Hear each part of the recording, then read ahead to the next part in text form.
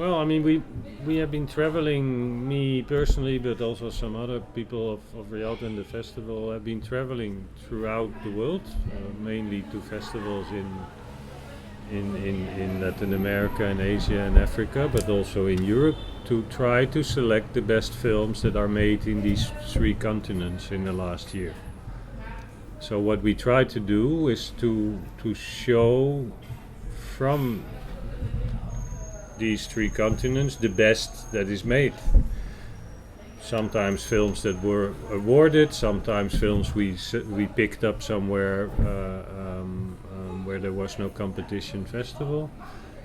And what I like is that you in one festival, 12 days, you can travel throughout the world. It's like having this very expensive around the world airplane ticket and go from culture to culture to culture. And I think that the nice thing is that when you're here, you can pick a film from the Brazil program, you can go to see a film from China or from Iran or from Jordania and I think that makes it a very special festival.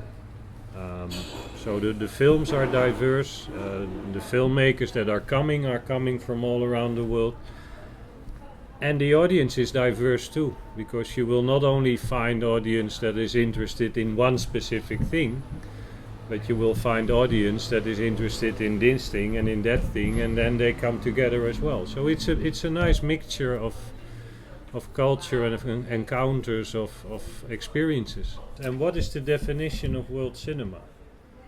Because I think when a second generation Vietnamese filmmaker from Canada makes a film, Rebel, which won an award in Berlin, in Africa, is that an African film? Is that a diaspora film? Is that a world cinema film? Is that a Canadian film? What is it? And I think that there are several examples in the festival, both in competition but also in the special screening section, where you could discuss,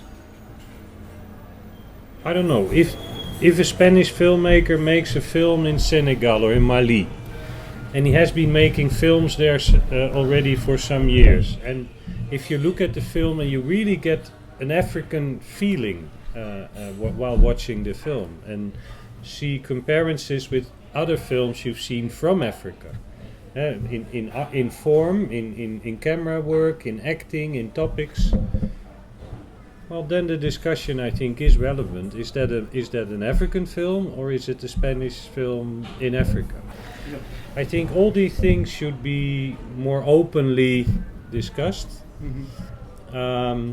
And it's nice to do that in a city called Amsterdam, because here we have more than 160 nationalities in one city. Yep. So it's nice to have that discussion here by watching films and talk about it. Yep. In your point of view, you think we can see a kind of movement in Brazil, film movement in the shape of the 60s, or this generation reject the label of film movement? You know, I think that we're now in the middle of whatever it's going to become. There has been lots of discussion on whether it's possible to call it a movement or not.